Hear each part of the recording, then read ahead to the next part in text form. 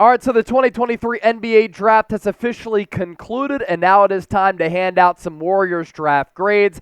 It is really, really late right now, but we're still grinding to give you some great content here on Warriors Today. I'm Chase Sr. Appreciate all of you for joining us. The Warriors making 2 picks tonight during the 2023 draft. In round 1, 19th overall, they drafted Brandin Podziemski, the guard out of Santa Clara. We'll break these prospects down in further detail coming up. And then round 2, 57th overall, Golden State did trade away Patrick Baldwin Jr. for the rights to take Trayce Jackson Davis, 57th overall, the big out of Indiana.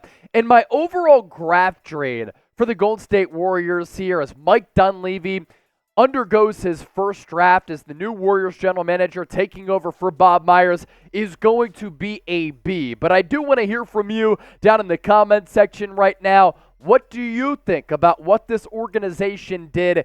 A, B, C, D, or F? Let me know down below in the comment section.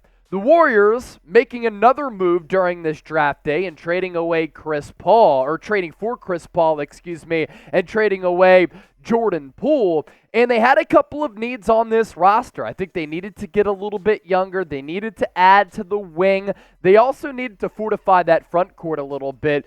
And sticking with Brandin Podziemski here, I'm going to give this individual selection a B grade. I think that he is going to compete and fight for minutes from day one, and he's going to have an opportunity to get some early burn because he is a very good system fit for what Steve Kerr likes to do. Let's scout him a little bit. He is an effortless scorer who really balled out at Santa Clara. I wouldn't be overly concerned about him playing at a lower level of competition in the WCC. He knows how to find his shot at all 3 levels around the rim. I like his soft touch. He can really create off the dribble.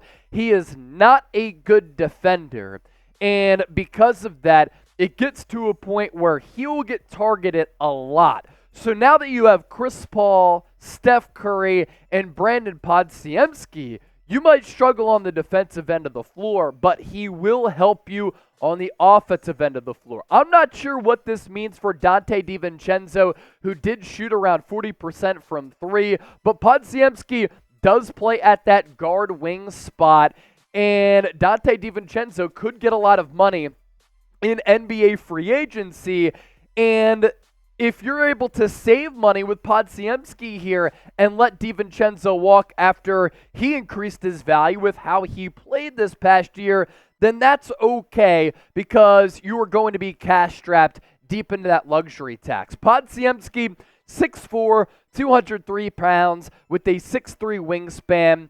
He averaged nearly 20 points per game last year, almost 9 rebounds. We'll see if the rebounding numbers translate to the NBA level against a better level of competition.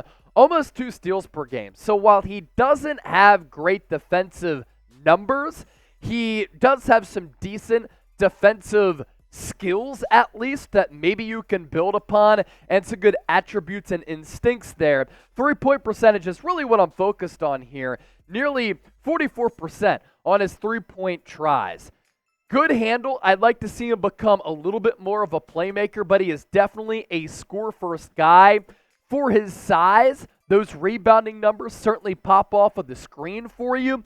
It's unlikely that those rebounding numbers will be as good at the NBA level as they were at the college level, but I'm just glad that he was able to display that to a certain degree. The defense is definitely a major concern because if he continues to get targeted, are you able to play him at the end of games? But Podziemski, a quintessential Warriors player, good fit for their system with his shooting, feel, and toughness. I think he's going to have opportunities to play as a rookie in year 1, and playing alongside Chris Paul could open up some open shots for him within this Warriors offense. Make sure you subscribe to the show. It's Golden State Warriors Today, giving you year-round coverage of the Dubs. And with NBA free agency starting a week from tomorrow/today, because we're well past midnight here Central Time in Dallas, Texas, we're going to give you videos and content every day. And every move that the Warriors do make will keep you in the know with all the Dubs moves here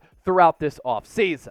Round 2, pick number 57, Golden State drafting Trayce Jackson Davis. I'm giving this an A grade for a couple of reasons. He's a little bit older at 23 years and 3 months, a senior this past year, so has a lot of college experience.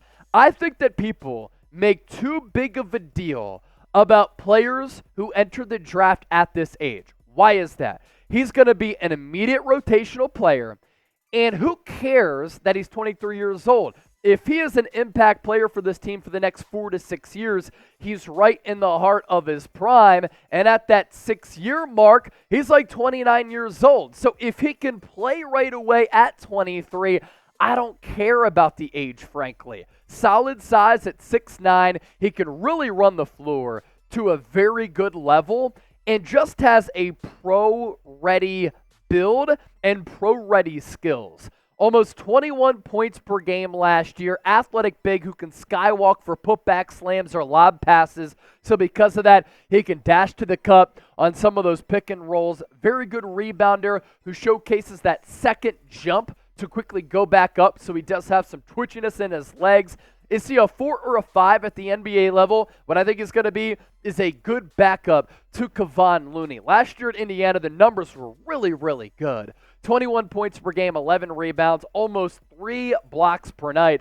And some of those blocks can be very, very aggressive. And he shot about 58% from the floor. Productive player in college who really did everything for the Hoosiers. Some people have pro comps for him to Draymond Green. Some people thought that he was going to go at the end of the first round.